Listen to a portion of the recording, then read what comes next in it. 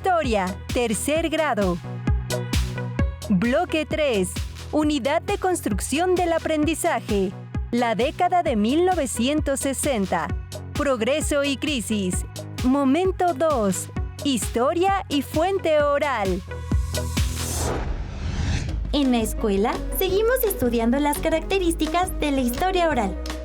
La maestra nos explicó que si bien la historia oral se basa en la entrevista, es muy importante que el investigador consulte otras fuentes, como libros, revistas, periódicos y documentos de archivo.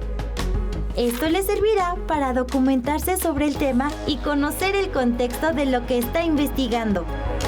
Así, al momento de realizar una entrevista, el investigador podrá contar con un programa previo, tener definidos los temas generales y particulares, además de contar con información sobre el entrevistado. Ahora debo investigar algunos tipos de entrevista.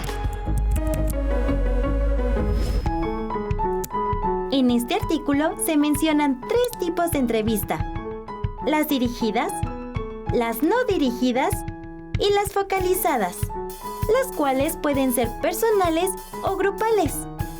Las entrevistas dirigidas se llevan a cabo con base en un cuestionario previamente elaborado que funciona como guía durante el encuentro.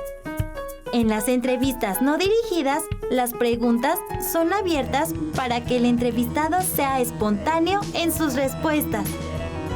En cambio, las entrevistas focalizadas se centran en buscar emociones, actitudes y experiencias sobre un hecho histórico.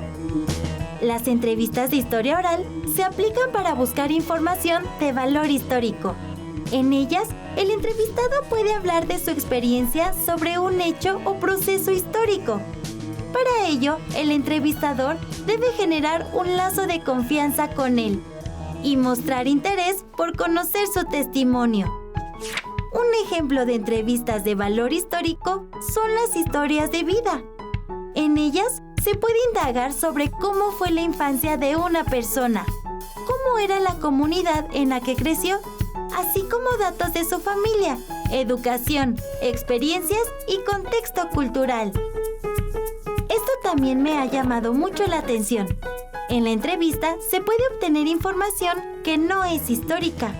Esto pasa cuando el entrevistado tergiversa los hechos, cuando solo habla de lo que él quiere destacar o cuando ya no recuerda bien algún acontecimiento.